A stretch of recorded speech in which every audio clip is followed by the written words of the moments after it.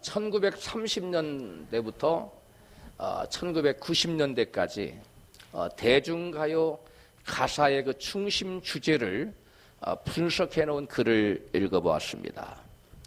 대중가요의 중심 주제는 시대가 변해도 주제는 바뀌지 않았습니다. 단지 표현을 달리했을 뿐이에요. 그 중심 주제는 뭐였을 것 같아요? 어떻게 그렇게 잘하셔요? 사랑이었습니다. 시대가 아무리 바뀌어도 대중가요의 가사에 항상 주 주제는 사랑이었어요. 그리고 또 하나의 주제가 있는데 뭘까요? 박사님이시네요. 그렇습니다. 사랑의 이별을 슬퍼하는 그러한 그 양대 산맥이 흐르고 있었어요. 사랑과 사랑하는 자와의 이별의 슬픔을 노래했어요. 그래서 해방전 일제 강점기였던 1935년에 유명한 노래가 있죠. 이난영의 목포의 눈물, 사공의 뱃노래, 가물거리며 이멸의 눈물이냐 목포의 서름. 그 노래 아마 거의 다 아실 거예요. 그 다음에 1953년에는 남인수의 이별의 부산정거장 다 아시죠? 보슬비가 소리도 없이 이별 슬픈 부산정거장. 저 어렸을 때 많이 불렀던 노래예요. 그 다음에 1967년에 남진의 당신과 나 사이에 저 바닥 없었다면 쓰라린 이별만은 없었을 것을. 그 유명한 노래입니다. 그 당시에 뭐 아주 완전히 세상을 강타했었죠. 1973년에 10년 후쯤 되죠. 김정호의 이름 모를 소녀, 말없이 기다리다 쓸쓸히 돌아서는 안개 속에 떠나가는 이름 모를 소녀. 전부 다 지금 무엇을 노래하고 있어요? 사랑과 이별을 지금 노래하고 있어요. 1974년에는 어니언스의 편지가 또 데이트를 쳤죠. 말없이 건네주고 달아난 차가운 손, 떠나버린 너에게 사랑 노래 보낸다. 그게 편지에 제가 고등학교 때인데 한참 유행했었죠. 근데 1902년이 지난 76년에는 조용필의 뭐가 떴을 것 같아요? 돌아와요 부산항. 형제 떠난 부산항. 형제가 떠나버렸어요. 갈매기만 슬피 우네. 이별의 노래하고 있어. 같은 해에 김수희의 떠날 땐 말없이 떠나가세요. 날 놀리지 말아요. 너무합니다. 이 노래가 또 강타했지요. 대학가 캠퍼스에서 이 노래가 울려 퍼졌습니다. 1985년에 이선희의 옛날이요. 이제 내 곁을 떠나간 아쉬운 그대에게 어쩌고 하면서 불른 노래가 있지요. 아마 많은 분들이 알고 있을 거예요. 1990년대에는 서태지와 아이들의 컴백홈 압니까? 알아요. 떠나간 마음보다 따뜻한 You must come back home. 뭐 주위를 둘러봐. 널 기다리고 있어. 뭐 You must come back home. 이렇게 하는 것 같아요. 난 이제 깨달았어. 날 사랑했다는 것을 뭐 You must come back home. 이런 노래 같아요. 잘 모르는데 서태지의 유일한 노래 제가 음을 기억하고 있는 이유가 맞습니까? 제가? 맞아요? 그래. 사람들은 사랑을 노래하면서 이처럼 이별의 슬픔을 노래하고 있습니다. 왜 그럴까요? 심리학자인 홈즈와 라헬은 사람이 살면서 받는 심적 고통 지수를 연구했어요. 즉 스트레스 지수를 조사해서 발표했는데요. 1위가 배우자의 죽음이었어요. 100점. 2위가 이혼이었는데요. 73점. 세 번째는 3위는 별거였습니다. 65점이에요. 4위는 감옥 생활이었어요. 64점. 5위는 가족의 죽음. 63점. 이렇게 해서 약 50위까지를 쭉 발표를 해놨는데요. 이 결과를 보면 1번에서 5번까지 모두 무슨 고통을 얘기하고 있어요? 사랑하는 사람과의 이별의 고통을 나타내는 것들입니다. 사람들은 사랑했던 사람과의 이별을 할 때 가장 마음의 고통을 받는다고 하는 것입니다. 더더구나 전적으로 믿고 의지하고 사랑했던 사람이 떠난다고 할 때 그 받는 충격은 이루 말할 수 없이 큰 것입니다. 예수님의 제자들은 자기들의 모든 것을 버려두고 예수님을 전적으로 믿고 의지하고 3년 반 동안 예수님을 따라다녔어요. 그런데 제자들이 그토록 믿고 의지하던 예수님께서 어느 날 갑자기 떠나시겠다는 거예요. 요한복음 13장 34절 이 말씀을 하시죠. 같이 읽습니다. 시작. 일찍이 내가 유대인들에게 너희는 나의 가는 곳이 올 수 없다고 말한 것과 같이 지금 너희에게도 이르노라. 유대인들에게 내가 너희들 떠난다고 했는데 내가 너희들에게 또 다시 말하는, 내가 너희들에게도 동일한 말을 한다. 너희는 나의 가는 곳이 알 수 없다. 올 수 없다. 내가 너희를 떠나겠노라. 이 말씀을 하시는 거예요. 그러자 제자들의 마음에 근심이 가득했어요. 본문 요한복음 16장 5절입니다. 같이 읽습니다. 시작. 지금 내가 나를 보내는 이에게로 가는데 너희 중에서 나더러 어디로 가느냐 묻는 자가 없고 도리어 내가 이 말을 함으로 너희 마음에 근심이 가득하였도다. 아멘. 예수님께서 제자들을 떠나겠다고, 그것도 제자들이 올 수 없는 곳으로 떠나겠다고 말씀을 하셨습니다. 이 말씀은 제자들에게 너무 충격적인 말씀이었어요. 그래서 제자들은 이 말씀을 애써 무시하고 싶고 묻기도 꺼려했습니다마는 그 마음속에 밀려오는 무엇만 어찌할 수 없었어요?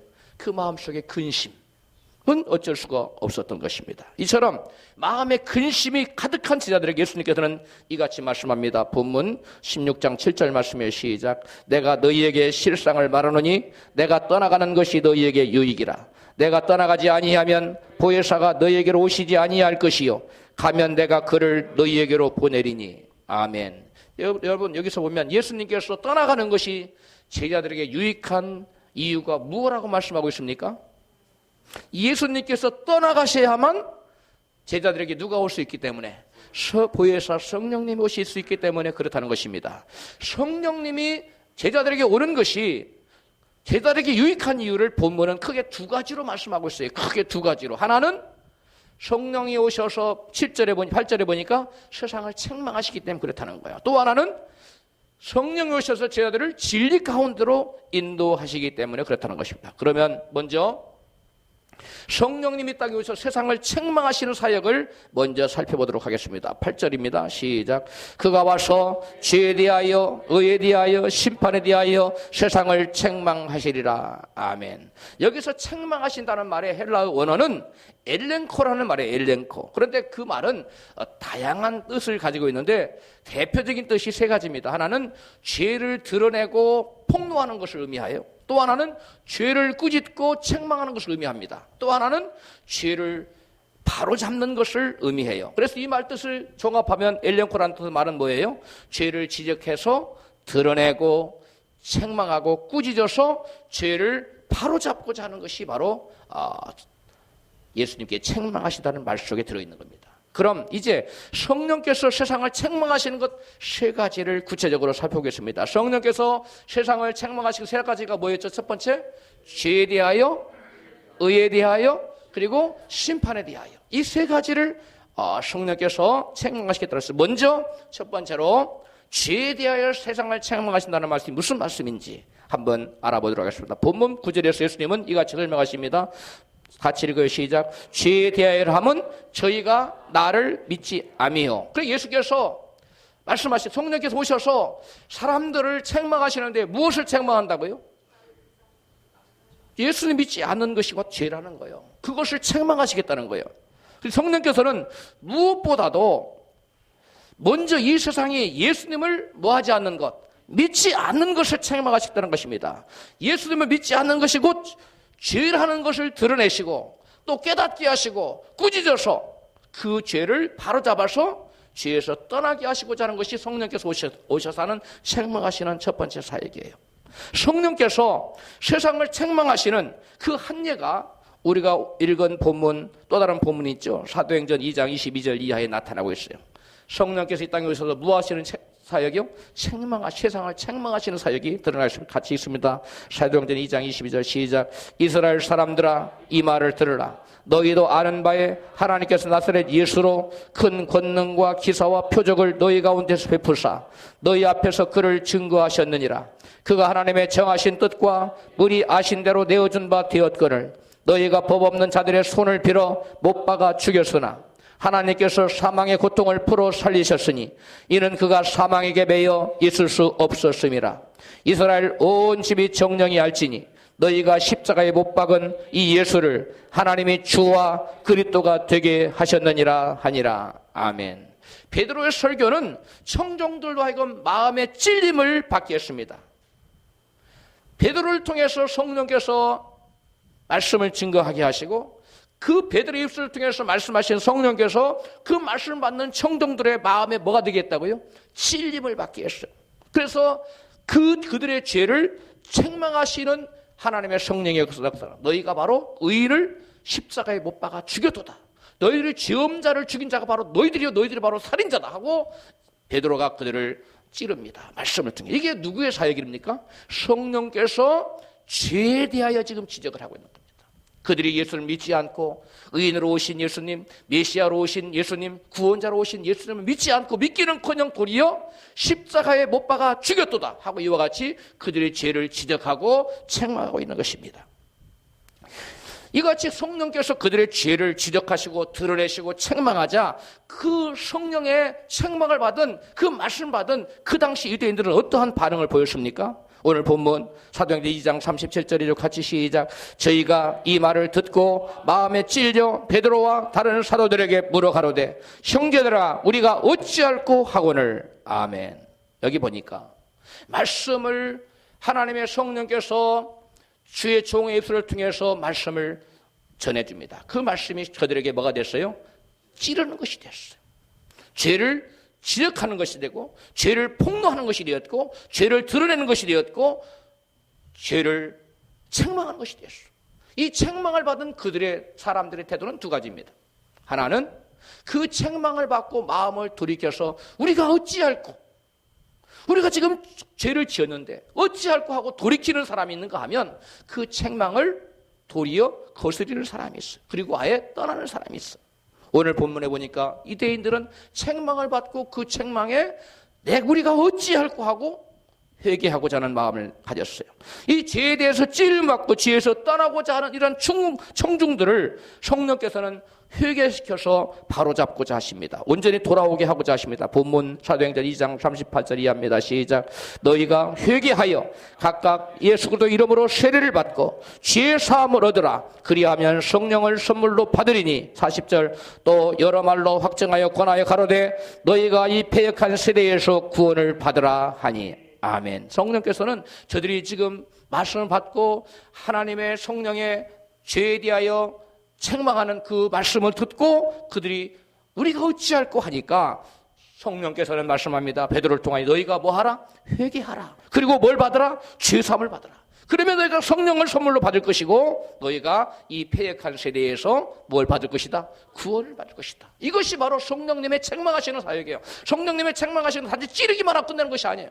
그 찌르는 목적은 그들로 회개케 하고 죄에서 돌이켜서 죄에서 떠나서 뭐하게 하는 거예요? 결국은 죄사함 받고 구원에 이르도록 하는 것이 바로 성령께서 오셔서 책망하시는 사역인데 무엇을 책망하는 거예요? 죄에 대하여 책망하시는 사역이라며. 할렐루야.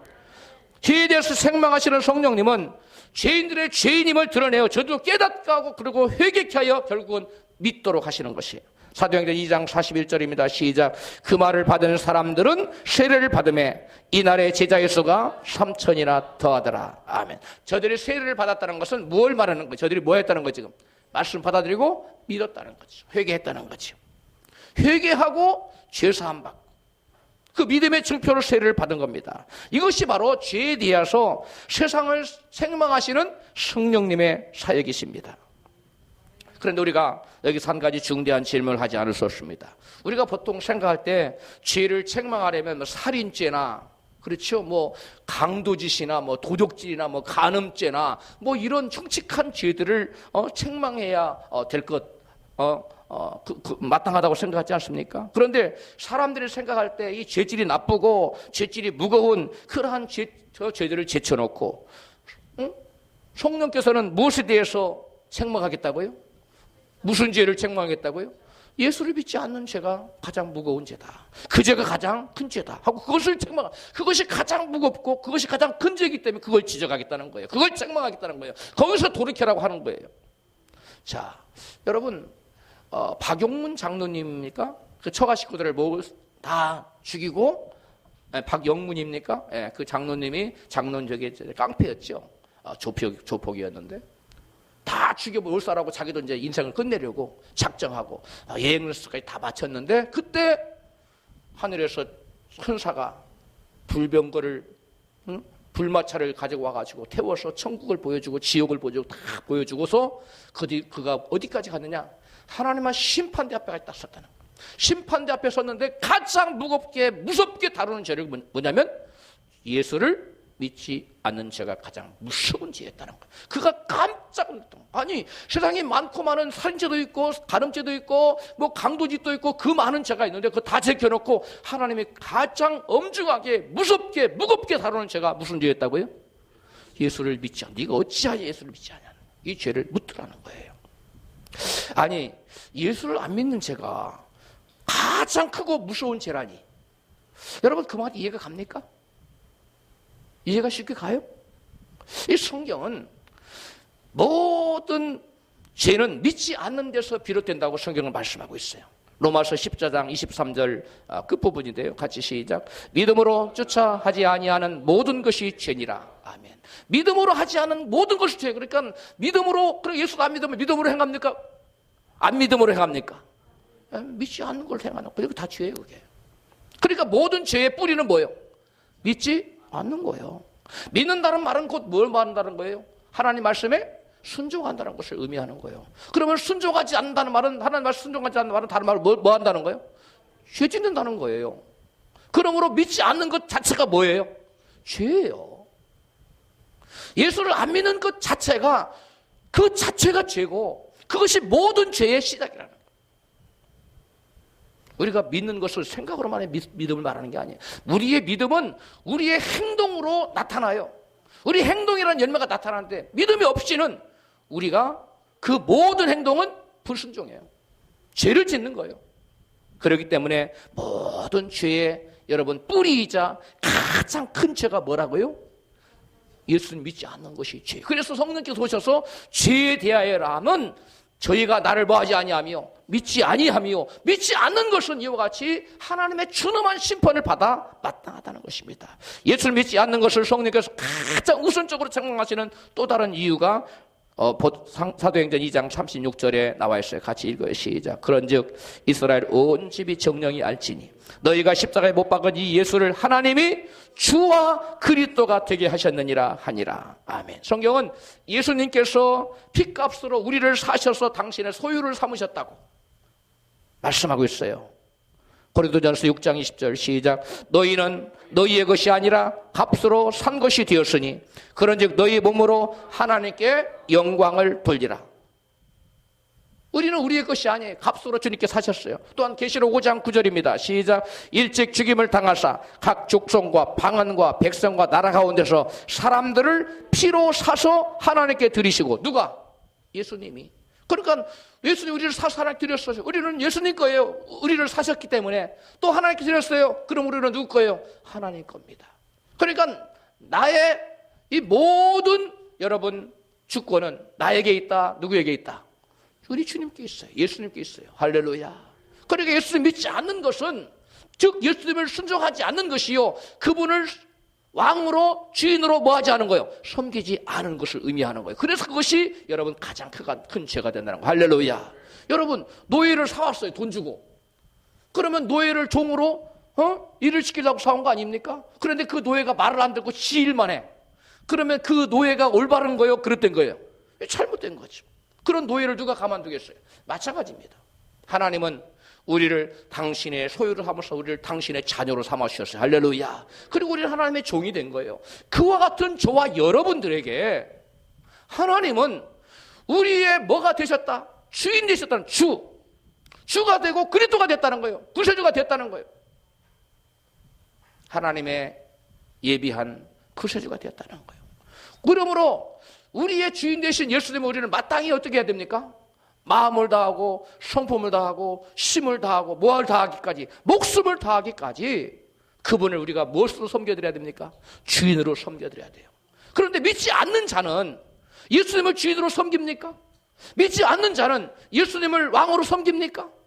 그분을 예배합니까? 하지 않잖아요. 그러므로 여러분 사람의 마땅한 본분이 하나님께 우리를 지으신 목적이 뭐예요?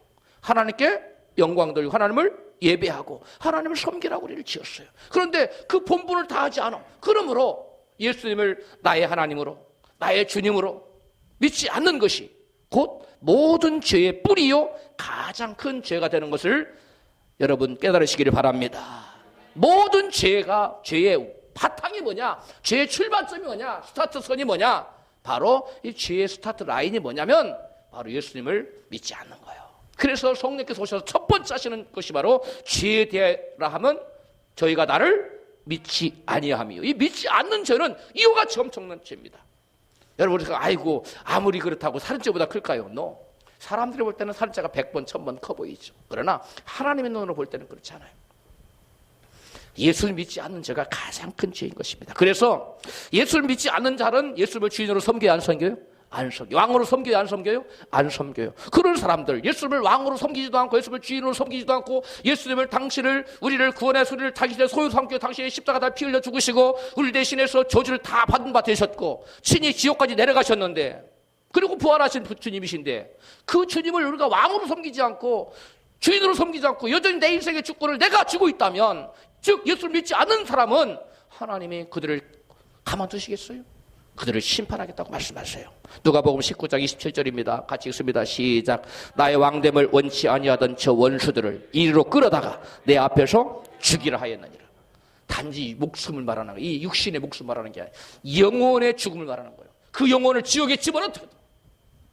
예수님을 뭘로 섬기지 않는 자들을, 왕으로 섬기기를 거부한 자들, 예수님을 하나님을 섬기기를 거부한 자들, 예수님을 믿지 않는 자들, 같은 얘기예요. 이런 자들은 하나님이 가만두지 않겠다는 거예요. 때가 되면 우리가 육신의 목숨이 붙어있을 때까지 하나님이 기회를 줘요. 회개할 기회를 줘요. 그러나 우리의 목숨이 떨어지면 하나님은 그때 준엄한 심판을 하겠다는 거예요. 죄에 대해서 물었겠다는 거예요. 당신을 주인으로 섬기지 않은 죄, 당신을 왕으로 섬기지 않은 죄, 이 무서운 죄를 하나님은 그때 어카운트 계산하시겠다는 거예요. 근데 그 죄의 싹은 뭐예요? 사망이에요. 심판이라는 거예요. 응? 지옥 심판이라는 거예요. 할렐루야. 그러므로 저와 여러분들은 여러분 성령께서 우리에게 오셔서 우리의 죄를 지적할 때 하나님은 성령께서 오신 죄에 대해 지적할 때 여러분 말씀을 통해서 아까 베드로를 통해서 말씀을 통해서 또는 여러분 기도할 때 또는 뭐 친구를 통해서 우리의 죄를 깨닫게 하실 때가 있어요. 할렐루야. 죄를 책망하실 때가 있어요. 할렐루야. 그때 무릎을 꿇어야 돼요. 다윗처럼. 다윗은 나당 선지자가 와서 죄를 지적하고 책망하다 무릎을 꿇었어요. 그런데 사울은 그 유명한 사무엘 선지자가 죄를 지적했는데 무릎을 안 꿇어요. 그리고 뻔뻔하게 같이 나랑 성전에 가서 나를 높여서 여호와께 제사하게 해주세요. 막 이런 엉뚱한 소리예요. 그리고 평생 죄에 붙잡혀서 의로운 다윗을 죽이려고 끝까지 쫓아다니고 결국 멸망당하지 않습니까?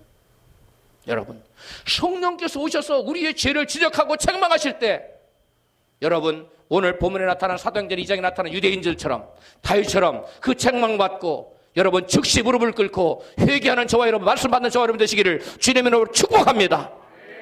두 번째로 성령께서는 의에 대하여 세상을 책망하신다고 말씀하세요. 본문 요한복음 16장 10절이에요. 시작.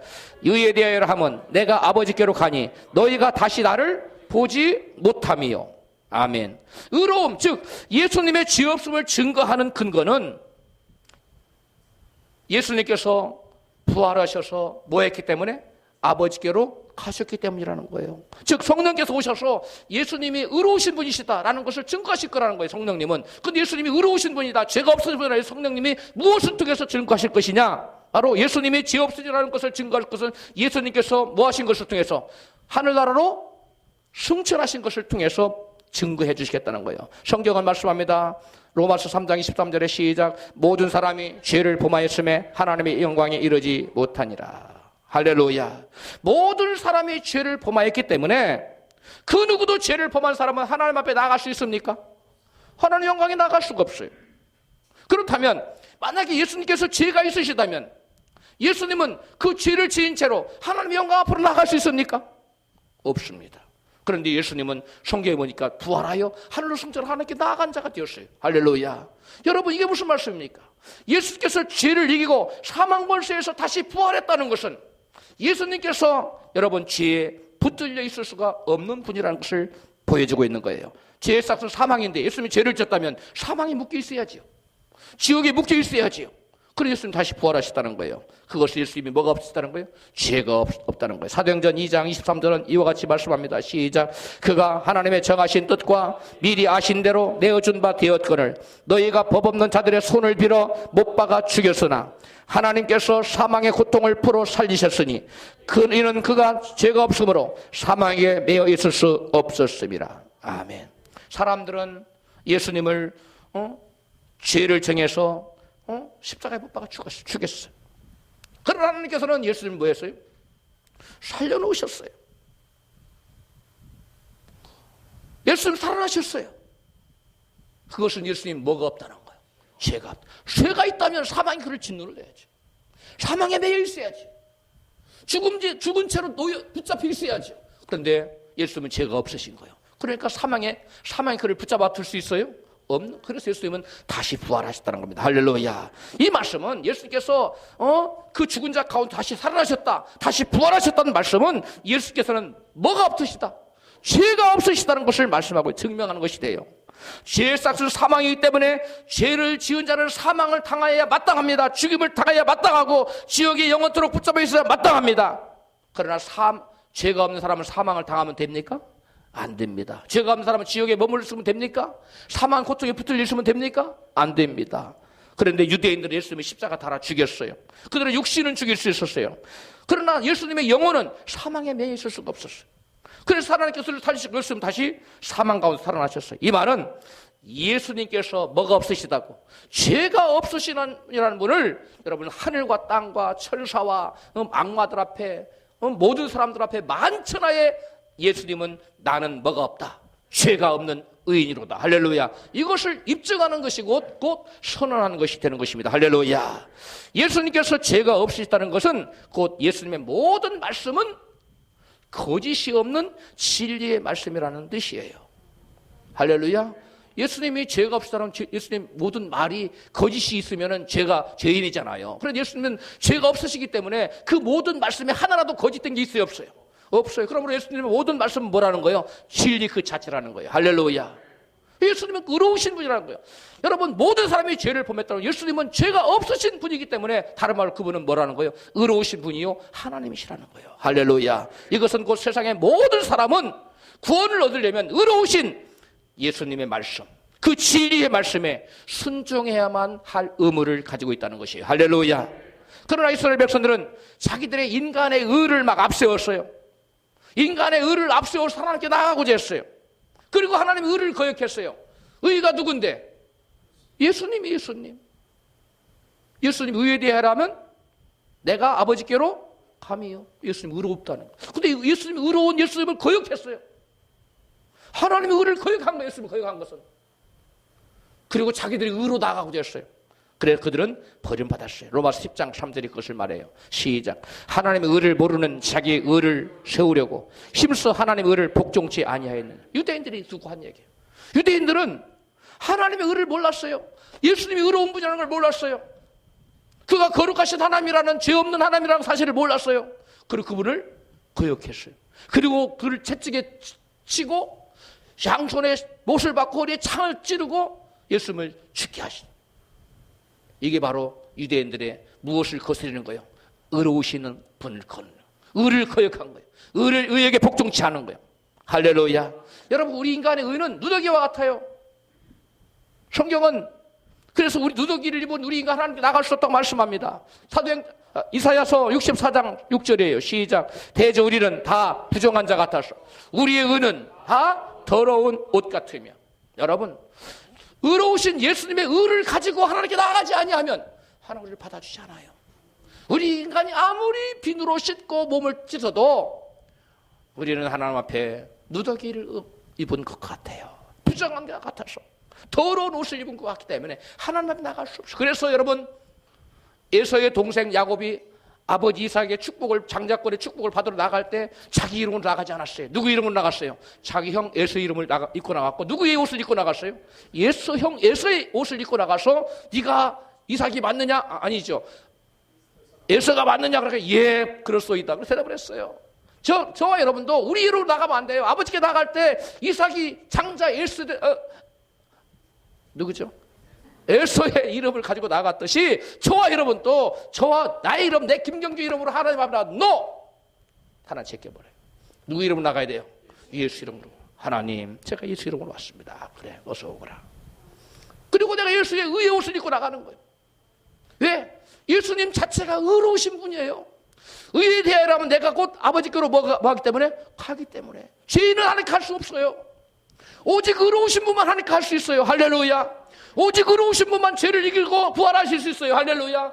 예수님이 여러분 의인이시기 때문에, 죄가 없으신 분이기 때문에 여러분 죄를 이기고 부활하셨고, 예수님이 의로우신 분이기 때문에 모든 사람이 죄를 범하게 하나님께 나갈 수 없는데, 영광이 하나님께 나갈 수 없는 예수님은 의로우신 분이기 때문에 하나님 영광이 하나님께 나간 줄로 믿습니다. 그러므로 저희를 하나님께 나가려면 영광의 예수님의 의로운 옷을 입고 나가야 될 줄로 믿습니다.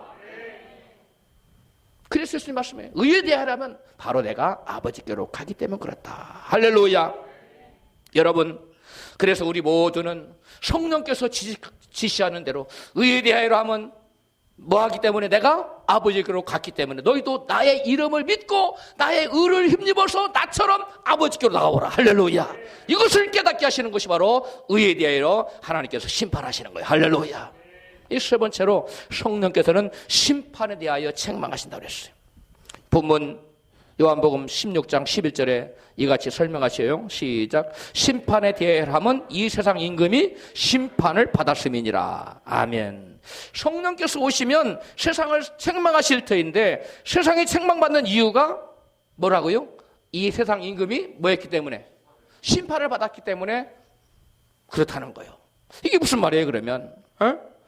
이게 무슨 말이냐면, 세상 임금인 마귀가 심판을 받았듯이 너희도 마귀와 하나가 되어서 마귀처럼 살면 너희도 마귀처럼 무엇을 받는다는 겁니다? 심판받는다는 그 얘기예요. 이게. 우리가 지금까지는 세상 임금 마귀가 죽인다고 막 공포심을 조장하고 막 위협을 하고 그러면 사람들이 꼼짝없이 죄를 졌어요. 그리고 마귀에게 또 미혹을 당해가지고 막 돈 준다고 그러면 또 죄를 졌어요. 높은 지위를 준다 그러면 죄를 졌어요. 자기 이익을 위해서. 예? 사람들은 마귀의, 세상 임금인 마귀의 종이 되어서 꼼짝없이 그가 시키는 대로 했다는 거예요. 주려하면서 죄를 지었어요.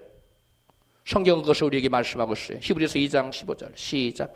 또 죽기를 무서워함으로 일생에 이 세상 임금에게 매여서 종로로 사는 모든 자들을 놓아주려 하심이니. 아멘. 예수께서 십자가를 지신 이유를 말하고 있는 거예요. 예수께서 여러분 마귀를 심판하여 마귀에게 종로로 사는 자들을 구원하기 위해서 예수님은 십자가에 달려서 피 흘려서 우리 모두 마귀에 붙잡힌 자들을 모아주려고, 놓아주려고, 풀어주려고, 다른 말로 우리가 많이 쓰는 말, 구원해 주시려고. 할렐루야. 예수님이 십자가에 달렸다는 거예요. 사람들은 세상 임금이 두려워서 막 세상 임금 마귀가 죽인다 그러면 꼼짝없이 죄를 지어요. 그리고 마귀의 종이 돼요. 죄의 종이 돼요. 그래서 마귀와 뭐가 돼요? 하나가 되는 거예요. 하나가 돼요. 네? 요한복음 8장 34절 시작. 예수께서 대답하시되 진실로 너희에게로니 죄를 지는 저마다 죄의 종이라. 종은 영원히 집에 거하지 못하니. 무슨 집에 이게? 하늘나라 아버지 집이에요. 하늘나라 아버지. 아들은 영원히 거하나니. 여러분, 아들 되신 예수님이 여러분 하나님 나라의 집에 올라갔어요. 우리도 예수의 이름을 힘입어 예수를 믿고 예수님과 연합하면 우리도 예수님처럼 하나님의 양자가 되는 거예요. 할렐루야. 아들이 되는 거예요. 그래서 하늘에 거하는 거예요. 그런데 우리가 마귀와 연합했어요. 마귀가 시키는 대로 했어요. 마귀 종이 되었어요. 마귀가 시키는 대로 죄를 짓고 살면 그 사람은 마귀와 같이 심판을 받는다는 거예요. 여러분, 종이 되어서 마귀와 하나 된 사람은 마귀와 함께 심판을 받아서 마귀와 같이 지옥에 가게 되는 줄로 믿습니다. 원래 지옥은 누구를 위하여 만들어 놓은 겁니까? 죄인들을 위해서 만들어 놓은 거예요? 사람들을 위해서 만들어 놓은 겁니까? 아니에요. 지옥을 사람들을 위해서 만들어 놓은 게 아니에요. 지옥은 원래 하나님을 하늘나라에서 대적했던 마귀들, 루시퍼와 그리고 그 졸개들, 천사 3분의 1들, 그들을 영원한 결박으로, 영원한 불맛으로 심판하기 위해서 만들어 놓은 것이 여러분 지옥입니다. 그런데 왜 하나님의 형상으로 지음받은 하나님의 자녀들이 왜 마귀가 가야 될, 마귀를 위해서 예비된 그 지옥으로 떨어져야 마땅합니까? 왜 그래요? 바로 그것은 사람들이 하나님을 배반하고 하나님을 대적하고 하나님 왕으로 섬기지도 않고 하나님 주인으로 섬기지도 않고 죄를 짓고 마귀가 시킨 대로 하여서 마귀와 한전이 뭐가 됐기 때문에 연합이 되어서 하나가 됐기 때문에 딱 붙어버린 거예요. 나눌 수가 없는 거예요. 하나님이 이것을 하나가 돼버렸기 때문에. 우리는 그리스도의 신부요, 하나님의 아내입니다. 하나라는 거, 우리가 부부는 뭐라고 그래요? 일심동체, 하나요. 그런 것처럼 우리가 하나님과 예수님과 하나 되면 하나 우리를 예수님과 동일하게 하나로 봐줘요. 그러니까 우리가 예수 이름으로 나가면 하나님 우리를 예수님처럼 받아주시는 거예요. 할렐루야. 근데 우리가 마귀와 하나가 됐어요. 마귀하고 결혼했어요. 그러면 하나님 우리를 마귀와 나눌 수가 없어요. 하나니까. 그래서 마귀가 심판받을 그 심판을 우리 인간이 받게 되는 거예요. 할렐루야. 그래서 여러분, 죄에 대하여 하면 뭐라고요? 아니 심판에 대하여 하면 뭐라고요? 이 세상 임금이 심판을 받았기 때문에. 그러니까 너희도 마귀처럼 살면 너희도 또 마귀처럼 심판받는다, 그 얘기예요. 깨달아져서 아멘 합시다. 마귀하고 어서 이혼하십시다. 옆에 계신 분에게 인사해요. 마귀하고 철저히 이혼합시다. 어떤 사람은 이혼해놓고도 또 만나더라고. 막 어떤 사람 이혼해고 또 가서 또 잠도 자고 그런 사람도 있어요. 희한한 사람들이 있어요. 여러분, 그런 사람 되면 안 돼요. 마귀하고는 완전하게 이혼을 해야 돼요. 아멘. 마귀하고는 완전히 분리가 돼야 하나님, 제가 완전히 청산했구나 하고, 하나님이 마귀는 따로 지옥으로, 또 분리된 자는 천국으로 하나님께서 이렇게 분리가 가능하지. 마귀하고 딱 결합해서 하나 되어서 마귀가 시킨 대로 죄질하면 죄짓고 화내라면 화내고 거짓말하면 거짓말하고 남의 걸 속이라고 속이고 남의 훔치라고 훔치고, 여러분 강도짓 하면 강도짓 하고, 여러분 음란한 짓 하면 이거 하고 사는 사람은 마귀의 종이요. 그래서 성경에 말씀하고 있어요. 죄를 짓는 자마다 뭐의 종이라? 죄의 종이라. 죄의 종은 곧 마귀의 종이에요. 마귀와 연합된 자요, 마귀와 결합된 자요, 마귀와 하나 된 자로 분리할 수 없는 자입니다. 그래서 마귀의 심판을 그가 받는 거예요. 우리 중에 그 누구도 마귀가 받아야 될 그 엄중한 심판을 하나도 받지 말기를 주의 이름으로 축복합니다. 여러분, 세상 임금이 심판받을 사실을 히브리서 2장 14절 이렇게 증거하고 있어요. 같이 읽어요. 시작. 그가, 예수께서 십자가에서 죽음을 겪으시고서 죽음의 세력을 쥐고 있는 자 곧 악마 마귀를 멸하시고, 세 번역 성경을 읽어드렸어요. 예수께서 죽음을 겪으시고서 죽음의 세력을 쥐고 있는, 즉 사망 권세를 붙잡 가지고 있는 누구를? 마귀를 멸해버렸어요. 그럼 우리가 예수를 믿기만 하면 사망 권세가 우리를 주장해요, 못해요? 못해요. 우리를 다스려요, 못 다스려요? 못 다스려요. 예수께서 이미 십자가에서 철폐했어요. 그 무장을 해제시켜버렸어요. 여러분, 세상 임금의 자리를 예수 끌어내렸어요. 예수님이. 언제? 십자가 위에서. 뭐 하심으로? 피 흘려 죽으심으로. 마귀는 무지한 자를 십자가에 죽여놓고 좋다고 자기들이 막 댄스를 추고 막 축하 파티를 했어요. 우리가 이겼다. 예수는 이제 끝났다. 이제 영원토록 이 세상 우리 것이다. 사람들은 영원토록 우리 종이다. 이렇게 막 박수치고 댄스 추고 막 춤추고 막 기뻐하고 즐거워했어요. 그러나 그것도 잠시였어. 며칠 만에, 3일 만에 모든 것이 역전됐어. 예수님이 딱 부활하심으로 예수님 뭐 하시다? 오르신 분이다. 할렐루야. 이게 여러분, 이게 역사적인 사건입니다. 예수님이 십자가에 달려서 죽으신 것은 뭐 하시려고? 저와 여러분을 마귀의 세력에서 온전히 건져주시려고, 마귀를 완전히 뭐 해버리려고? 멸해버리시려고, 마귀를 완전히 무장해시켜버리고 마귀의 그 세상 임금의 권자에서 끌어내리기 위해서 예수님이 그 하나님의 지혜를 가지고 십자가 달리셨고, 이 하나님의 지혜는 세상에 그 어떤 지혜로운 자도 하나님의 지혜를 깨달아 알 수가 없어요. 마귀가 꼼짝없이 당한 거죠. 마귀가 엄청 지혜로워요. 네? 성경이 그랬잖아요. 뱀처럼 지혜로워, 비둘기처럼 순결하라. 이 마귀가 얼마나 지혜로운지 몰라요. 마귀가 스스로 도취했어요. 내가 지혜가 있고 내가 이렇게 능력이 있는데 내가 하나님과 비교해서 뭐가 부족할까? 그 정도로 마귀에게 하나님께 큰 권능과 지혜와 여러분 재능을 주셨어요.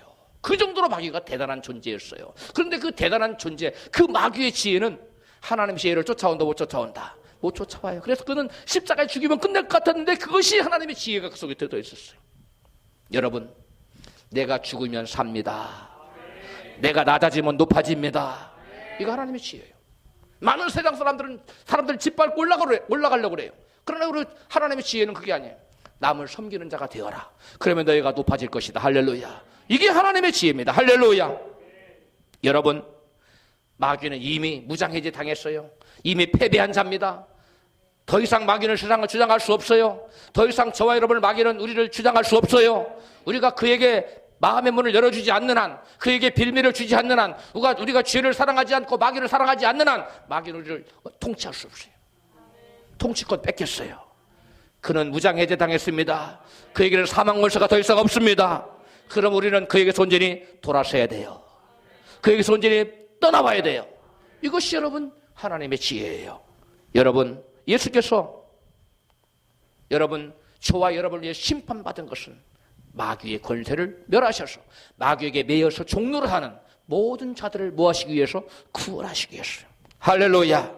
여러분, 죄인들은 예수님께서 십자가에서 십자가 달려서 피 흘리심으로 마귀를 무장해제 시키기 전까지는 마귀에게 뭔 노릇할 수밖에 없었어요?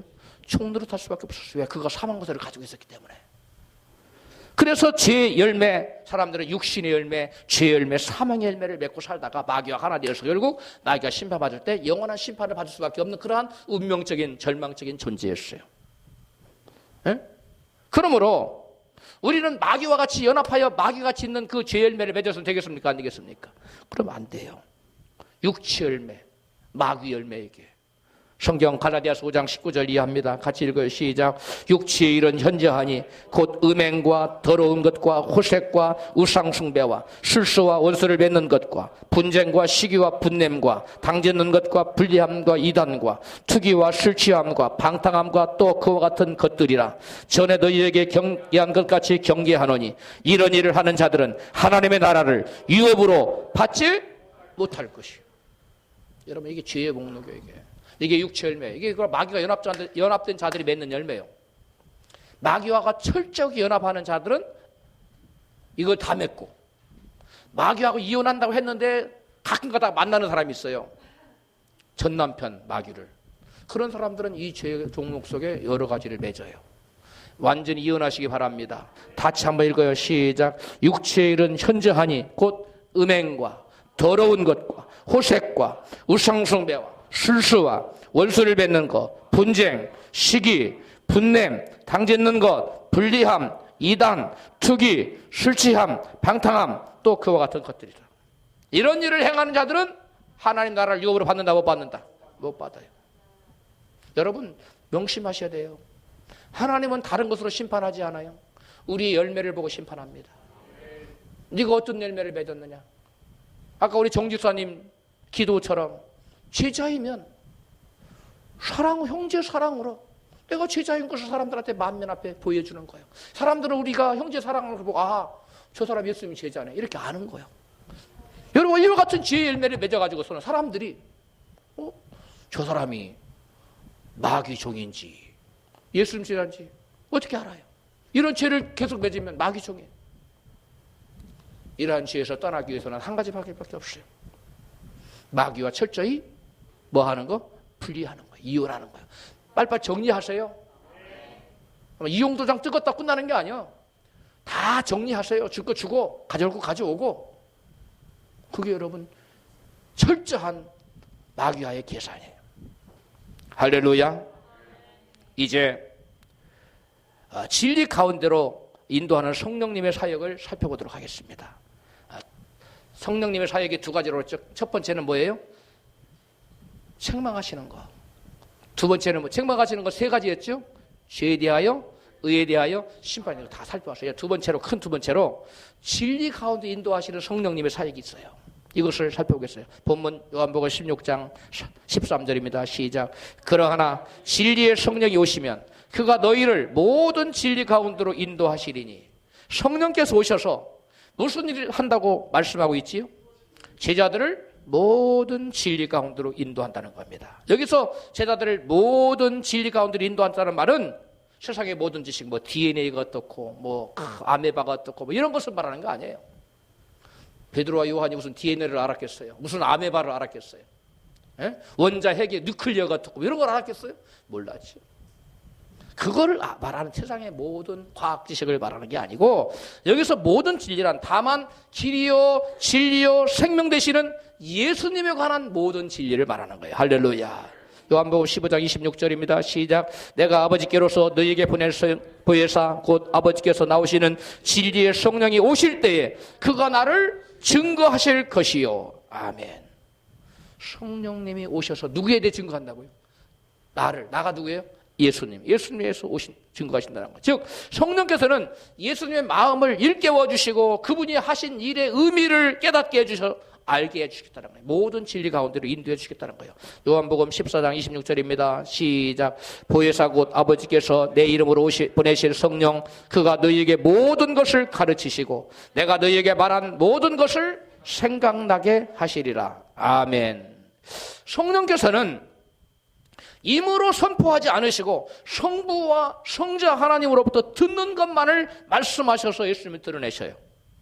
요한복음 본문 16장 13절 후반절입니다. 시작. 그가 자의로 말하지 않고 뭐 하지 않고요? 자기 뜻대로 말하지 않는다는 거예요. 자의로 말하지 않고 오직 듣는 것을 말하시며 여기서 듣는 것을 말하시나 이 듣는 이 현재 시제예요. 들은 것을 말하는 과거에 들은 것을 기억해 놨다 하는 것이 아니라 듣는 것 현재 듣는 것 현재 시제. 그래 듣는다는 말은 현재 시로서 성령님은 계속 끊임없이 누구로부터 들어요? 듣는 것을 우리에게 말씀해 주는데 누구로부터 들어요? 아버지 하나님으로부터 듣고 예수님으로부터 듣고 계세요. 성령님은 지금 계속 끊임없이 우리에게 오고 계세요. 계속 카밍 계속 오고 계세요. 누구로부터? 아버지 하나님으로부터 또한 아들 하나님으로부터 성부와 성자 하나님으로부터 동일하게 계속 보내심을 받고 있어요. 계속 듣고 계셔서 계속 들은 것을 말씀하시지 성령님은 당신의 생각을 당신의 뜻을 말씀하는 게 아니에요. 깨달아졌으면 아멘 합시다. 성령님은 누구의 뜻을 전한다고요? 하나님의 뜻. 언제 들은 것을? 옛날에 현재 지금 듣고 계시는 거 그것을 들어서 우리에게 계속 전해주는 것이 성령님의 사역입니다. 할렐루야. 성령님은 또 장래일을 알려주심으로 우리를 진리 가운데 인도한다고 말씀해요. 본문 요한복음 16장 끝부분 세 번째 부분 시작. 장래일을 너희에게 알리시리라. 그가 성령께서 장래일을 너희에게 알리시나. 여기 성령께서 오셔서 제자들에게 장차 구원 사역에 있어서 종말의 때에 일어날 일들을 미리 계시해 주겠다는 거예요. 이 장래일을 알려주다는 것이 당신 다음 달에는 서쪽으로 가서 제가 좀 차려야 되겠는데 당신 북쪽으로 가서 세탁소를 해야 흥하겠어. 이런 거 말하는 게 아니에요. 점치는 거 말하는 거 아니에요. 많은 분들이 이와 같이 오해하는 사람들이 있어요. 그걸 말하는 게 아닙니다. 여러분 하나님의 성령께서 아주 특별한 경우에 개인적인 미래에 관해서 중대한 일을 가르칠 수 있어요. 그러나 여기서 말하는 그것은 주로 주된 의미는 그 뜻이 아니에요. 장래일을 알려주신다는 것은 바로 미래에 일어날 구원 사역에 관한 것. 할렐루야. 예수님께서 하시는 구원 사역에 관한 것. 이것을 말씀해 준다는 거예요. 할렐루야. 여러분 성령님의 장래일을 너희에게 알려주리라 하는 그 사역은 제자들에게 그 장래일을 계시해 줌으로써 이미 성취가 됐어요. 대표적인 게 성경 어디 나와요? 누가 그 계시를 받았어요? 장래일을. 요한이 뭘 받았어요? 요한계시록. 요한계시록 장래일이 쫙 나와 있잖아요. 좀 어렵긴 하지만 또 베드로 후서에 보면 장래일에 대해서 쭉 얘기해 놓고 있어. 그 받았다는 거예요. 베드로가 하나님 알게 하시는 성령께서. 그 다음에 또 누구도 바울도 데살로니가 후서에 보면 장래일에 대해서 쫙 해놨어요. 그러면 이분들은 성령께 받아서 성경에 기록해놨는데 우리는 어떻게 받아요? 성경을 읽을 때에 성경은 누구의 감동으로 지은 거예요? 성령의 감동으로 지어진 거예요. 할렐루야. 성령께서 요한을, 성령께서 베드로를, 성령께서 바울을 붙잡고 감동을 주셔서 깨닫게 하셔서 기록하신 게 성경이에요. 그러면 우리는 성경을 읽을 때 성령께서 조명해 주실까요? 안 조명해 주실까요? 조명해 주실까요? 깨닫게 하실까요? 안 하실까요? 깨닫게 해주시오. 알려주세요. 성경 읽으면서 성령님 이게 무슨 뜻입니까? 이렇게 성령님의 인도를 구하며 성경을 읽으면 성령님 인도해 주세요. 그리고 또 여러분 중에 못 깨닫는 사람이 이렇게 또 주의 종을 세워서 죄에 대하여 의에 대하여 심판에 대하여 깨닫게 이게 무슨 말씀인지 몰랐는데 오늘 설교 들으니까 이해가 쫙 가잖아요. 할렐루야. 이런 것처럼 성령님은 이렇게 주의 종을 세워서 조명해 주시고 깨닫게 해주시기도 하시고 또 여러분이 성경을 읽을 때 직접 깨닫게 해주시기도 하시고 할렐루야. 또한 어떤 말씀에 응구점에 걸려놓고 기도했는데 성령께서 기도 중에 또 감동을 줘서 지혜를 깨닫게 해주기도 하시고 장래일을 가르쳐 준다는 거예요. 할렐루야. 여러분 요한계시록을 여러분 장래일을 알려면 요한계시록 읽어보면 돼요. 요한계시록을 함부로 풀어서는 안 되지만 요한계시록 읽어보면 장차 무슨 표를 받으면 된다 안 된다. 666표를 받으면 된다 안 된다. 안 된다. 나와 있잖아요. 응? 이 짐승의 순이 지혜 있는 수는 그 수를 알아보라. 응? 이건 한 사람의 수다. 적그리스도 수라는 거예요. 666표를 받으면 된다 안 된다. 안 된다. 장래일을 알려주고 있잖아요.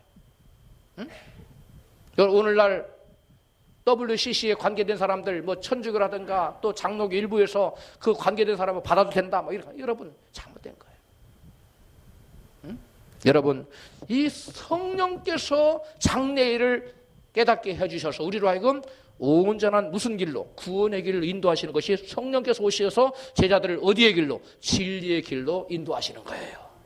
할렐루야. 여러분 삼위일체 하나님은 삼위일체 하나님은 성부와 성자와 성령 하나님이 질서가 있고 조화가 있어요. 서로 혼잡되지 않아요. 무질서하지 않아요. 그래서 성령 하나님의 그 계시는 당신을 드러내지 않아요. 누구를 드러냅니까? 예수님을 드러내요. 그럼 예수님은 누구를 드러내셨어요?